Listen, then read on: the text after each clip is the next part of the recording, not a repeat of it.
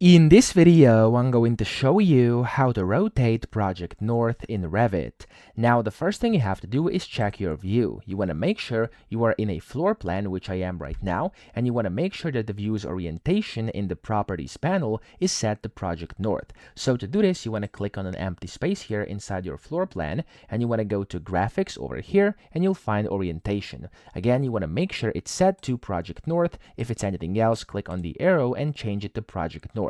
It can be True North, but Project North, okay?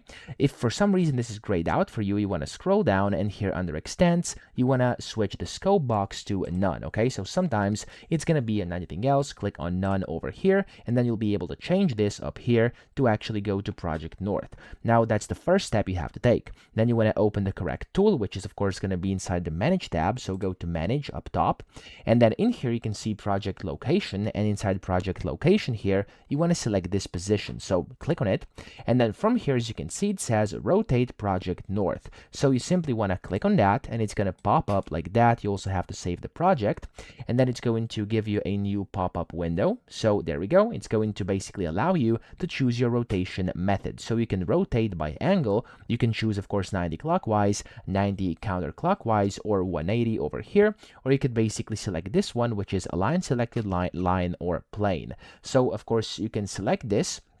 Over here, it's completely up to you. And then, yeah, that's essentially all you have to do. So I'm just going to do 90 clockwise, and there we go. It's going to basically go ahead and do exactly what I wanted. It's going to rotate Project North, okay? So that's it. I hope this video helped you out. If it did, please subscribe to the channel and help me out as well.